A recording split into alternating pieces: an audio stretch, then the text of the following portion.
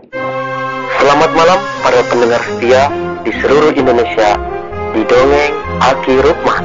Selamat mendengarkan dan tetap merdeka.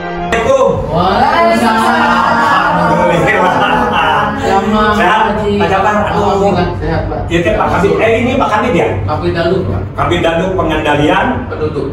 Dinasnya apa dinasnya? Dinas Penduduk, Keluarga Berencana, Pemberdayaan Perempuan dan Perlindungan Anak. DP2 KP3A. Wah, panjang amat. Selamat datang Bapak. Ini Bu Eti. Saya Eti. Oh, teman gembuk sekali.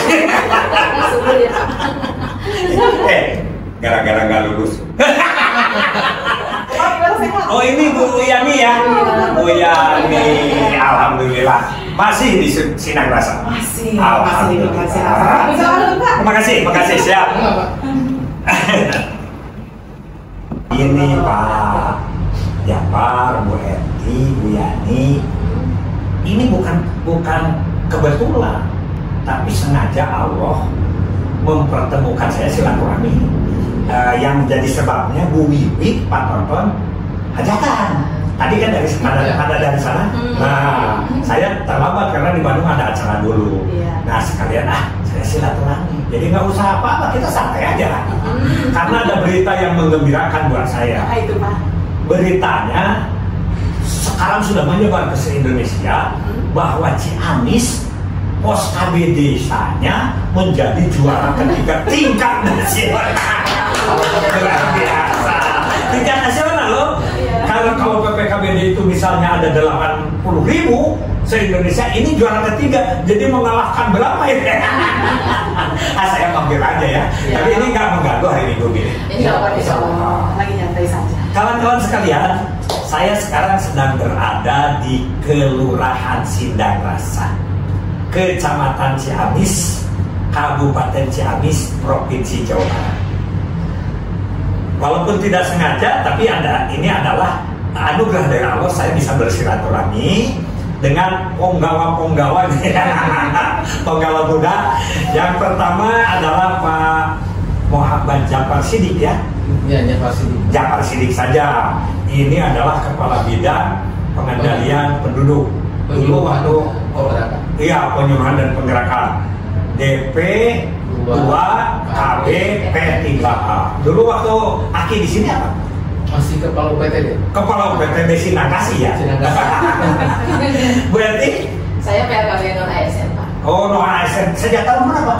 Sejak tahun 2010. Oh, alhamdulillah. Jadi PPD pertamanya. Pak Teguh nih, tolong dilihat nih 2010. Kalau Bu Yani? Iya, PPKBD Kelurahan Sindang Rasa Semat dari 2010. Oh, 2010, iya. Kecamatan Ciamis, Kabupaten Ciamis. Ini beritanya gini, setelah mendengar juara ketiga, saya jadi penasaran ya. Kepada Pak Lulu bertanya, bagaimana pola pembinaan sehingga Bu Yani salah satu pos KB di sini berhasil menjuarai tingkat nasional walaupun juara ketiga. Pertama tentunya kami bersyukur di atas nama pemerintah Kabupaten Ciamis, bersyukur bahwa salah satu pos KB dari Kelurahan Sindang Rasa ini terpilih menjadi terbaik 3 tingkat nasional. Ini hasil pembinaan yang rutin kita laksanakan. Jadi pembinaan yang kita laksanakan itu berjenjang Pak. Baik di tingkat kabupaten yang kita laksanakan minimalnya 2 kali dalam 1 tahun, yaitu di awal tahun dan di akhir tahun. Bentuknya Pak? Bentuknya kami mengundang para koordinator pos KB desa dari tingkat kecamatan untuk datang ke tingkat kabupaten. Ya. Di awal tahun. Bisa namanya koordinator pos KB, bisa ketua forum ya. Ketua forum sama saja. Ya, di sana kegiatannya kita mengevaluasi kegiatan yang tahun lalu, juga sama-sama merencanakan program untuk tahun berjalan. Itu biasanya kita laksanakan di awal tahun. Kemudian yang kedua kita laksanakan di akhir tahun Pak. Nah, jadi mekanismenya awal dan akhir. Itu dari segi evaluasi rencana. Ya. Kalau keilmuan gimana bagaimana hari-harinya? Oh iya. Misalnya ke lapangan Pak Japar, gimana cara? Iya. Kalau hari-harinya kami turun ke lapangan melakukan pembinaan rutin. Jadi kita mengumpulkan para pos KB hampir 3 bulan 1 kali kita rutin turun ke setiap kecamatan. Jadi kita bersama-sama dengan bidang KB K3, bidang Daluk dan juga bidang PPPA untuk meningkatkan pengetahuan dan kapasitas para kader, Pak. Bu Yani ini juga menjadi juara 3 di tingkat nasional ini hasil seleksi, Pak. Oh, seleksi. Ya, jadi kita tidak menunjuk langsung, tetapi kita mengadakan seleksi mulai dari tingkat desa. Jadi desa-desa menyeleksi, kemudian diseleksi di tingkat kecamatan, kemudian yang terbaik di kecamatan dilombakan di tingkat kabupaten. Dan berapa jumlah yang ikut lombanya? yang ikut lomba di kabupaten itu 27 orang, Pak. Bukan yang diseleksi, tapi tetap semua. Semua. Berapa jumlahnya? 268. Oh, juara-juara kecamatan ikut di kabupaten. Oh, gitu. Berjenjang ya? Ya. Makasih, bagus. Nah, sekarang saya pindah ke Bu Eti. Nih. Bu Eti, bagaimana pola pembinaan ke pos KB desa dari PLKB non ASN ini? PLKB aja gitulah. Iya. Kalau pembinaan pos KB memang kami rutinkan. Pertama memang ada pembinaan di tingkat kecamatan itu rutin tiap bulan, 1 bulan 1 kali. Kemudian kita aplikasikan juga apa-apa yang kita dapat di tingkat kecamatan itu di tingkat desa, di tingkat desa bersama sub. Jadi dalam hal pembinaan pos juga, alhamdulillah semenjak kita awal tugas semenjak kita 2010 kan, ya. Ibarat kalau saya sama Bu Yani ini klop gitu, Pak. Klop dalam artian sama dengan garam dengan asinnya gitu ya. Gula dengan manisnya. Jadi gimana? Kompak misalkan. Iya. Kalaupun misalkan ada bus yang sama sekali susah untuk diajak berkabin juga, kita turun langsung ke bareng sana di Gerok. Iya. Ya. Apakah hanya ke Bu Yani atau ke seluruh? Tidak, sebetulnya di pertemuan sub itu kita memotivasi semua sub juga, Pak. Kan sub juga mempunyai kelompok KB di tiap RT. Jadi mereka juga memotivasi kader kelompok KB di tiap RT-nya. Jadi hasil mereka nanti bareng-bareng sama kita kelola di tingkat desa. Gitu ya. Jadi bagaimana cara mempertahankan kesertaan ber-KB supaya tidak banyak error? Iya. Gitu ya. Bagaimana cara mengatasi pus yang memang susah banget diajak ber-KB menjadi akseptor gitu, Pak. Kita kan banyak masalah seperti itu. Jadi alhamdulillah berkat kegigihan beliau juga, terus berkat kerjasama Pak Asub juga, alhamdulillah capaian sidang rasa tidak terlalu memalukan gitu. Iya. Sekarang saya tanya kepada yang juara, Bu Yani, iya, Pak. Saya ingin tahu kira-kira apa sebabnya Bu Yani di sini aja dulu bisa mengalahkan 200 berapa tadi desa itu? 268 desa ketika menjadi juara tingkat kabupaten PPKBD-nya. Apa saja? Terutama inovasi, sudah yang lain-lainnya di sana juga sama. Inovasinya apa? Ya, kami menciptakan inovasi sesuai dengan yang lagi booming sekarang nih tentang stunting. Kan stunting di mana-mana ya, sedang merajalela di mana ada stunting. Nah, kemudian juga kami dari Kelurahan Sindang Rasa, terutama PPKBD, membuat inovasi yaitu Smile Penting.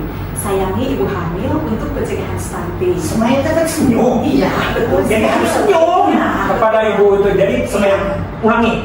Smile penting. Sayangi ibu hamil untuk pencegahan stunting. Oh, ibu hamilnya saja yang disayangi. Terus bagaimana gerakannya? Untuk pergerakannya, setelahnya kita koordinasi ya dengan pihak kelurahan. Kemudian kita melaksanakan kunjungan atau pendataan dulu.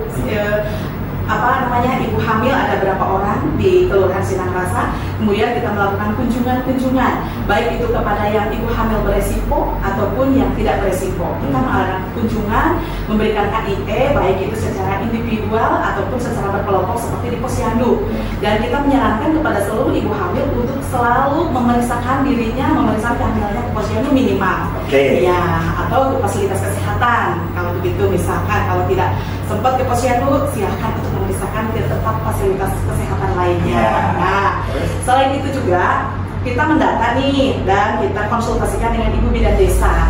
Nah, ini loh yang misalkan termasuk yang kekurangan energi kronis misalkan, terutama dilihat dari lingkar lengan atasnya kurang dari 23,5, itu merupakan salah satu kriteria yang termasuk indikator yang kekurangan energi kronis. Nah, dari itu kita mengambil solusi, kita mengambil kebijakan, kita bekerja sama dengan puskesmas terdekat, puskesmas Ciamis, dan kita melakukan kunjungan pemeriksaan dan kita memberikan tambahan makanan tambahan yang kira-kira dapat meningkatkan kesehatan ibu hamil tersebut. Nah, selain itu juga itu kan kita berbarengan dengan KPK juga ya Pak ya, tim pendamping keluarga, yaitu sama kegiatannya. Nah, tetapi dengan inovasi saya ada yang lebih nih, kita mengumpulkan atau mengadakan kegiatan pembinaan untuk suami-suaminya, melibatkan suaminya, karena suaminya itu juga sangat mempengaruhi terhadap psikis, terutama ke istrinya, kemudian juga sangat berpengaruh kepada janin yang dikandungnya. Ya. Pokoknya ibu hamil itu ada dua syaratnya, ya. Tidak boleh sakit badannya, betul. Tidak boleh sakit hatinya. Itu kan pembahasannya dari suaminya ya Pak ya. Jadi saya tadi berpikiran kalau mendata kerjasama dengan sama di mana-mana juga. Betul. Ini ada lebihnya kepada suaminya. Ya. Kemudian suaminya apa saja diberi selain pengertian. Ya. Kan kita mendata ini suaminya yang ibu hamil bekerjanya di mana misalkan gitu ya. Nah, di suatu waktu misalkan di hari libur kerja suami, kita mengadakan pembinaan kepada suaminya bagaimana cara menghadapi ibu hamil yang biasanya ibu hamil itu sangat sensitif Pak, pengen ini pengen itu, terutama di waktu ngidam gitu ya. Biasanya kan suaminya malas gitu ya untuk menghadapi istri yang seperti itu, banyak inilah banyak itulah misalkan gitu. Itu kan akan memberikan pengertian kepada suami Pak, berikanlah smile untuk istrinya, berikanlah ketenangan kepada diri. Jadi dorongan ke suaminya. Terus tokoh dikondisikan Pak? Iya, biasanya itu ya di ketua RT-nya itu dibawa, diusahakan gitu ya. Apalagi tokoh-tokoh masyarakat yang ada di wilayah itu kita undang, kita sama-sama mengadakan kegiatan seperti itu dengan harapan suami-suami dapat selalu siap antar jaga, siap-siap jaga. Suami siaga. Ya, betul, gitu. Suami siaga itu bukan antar ke bidan waktu melahirkan, bukan, tapi membina 9 bulan selama hamil. Dia harus benar-benar menjaga istrinya dari sakit badan dan dari sakit hati. Oke, terima kasih. Assalamualaikum warahmatullahi wabarakatuh. Waalaikumsalam.